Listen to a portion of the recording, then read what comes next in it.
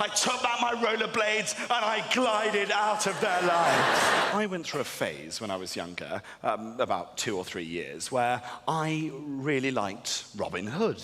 And I mean, really liked Robin Hood. To the point where I wanted to dress up as him all the time. And I had the most wonderful outfit as well. There were these little sort of green, I guess you'd call them fishnet tights, and then a spangled tunic, Claire's accessories belt, feather tumbling out the side of my cap. I looked fierce. Come and get me, merry men. And my dad didn't like that. He didn't like that. Because I wore that outfit to everything, everything. Family functions, holidays, the supermarket, his brother's funeral. He really didn't like that. So that was sort of constantly bubbling over throughout my childhood. And there was one Christmas, though, there was one Christmas where he really let loose, okay? And that was because I had requested a couple of very specific Christmas presents, which he didn't agree with. Now, the first of these, my mum had actually given in and bought me a couple of weeks before Christmas. And that was a pair of rollerblades. I really wanted rollerblades. My mum got me rollerblades. I was so excited. And then my father confiscated them. He said, "No son of mine will be gliding around like a woofter." So I didn't have my rollerblades. I didn't have my rollerblades. So come Christmas morning, right, I was ready to blow at anything, okay? I was pretty pissed off.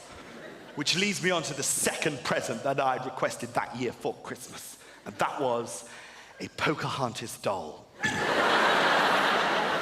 Now, a couple of judgy laughs there, which is fine.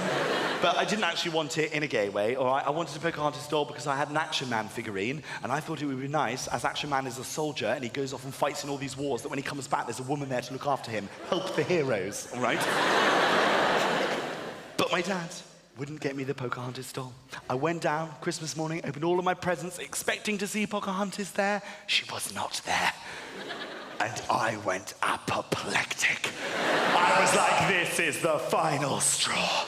If you don't give me my pocket money right this instant so I can go out and buy my Pocahontas doll, you will never be seeing me again. I will walk out of that door, and that will be this time for good. My father was like, over my dead body.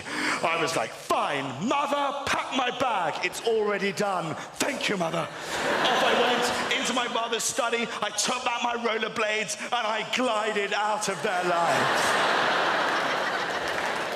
I waited on the edge of the street for my father to come and get me.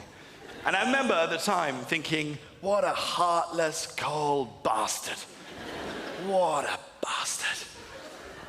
But in hindsight now, I look back on it, and I feel sorry for my father.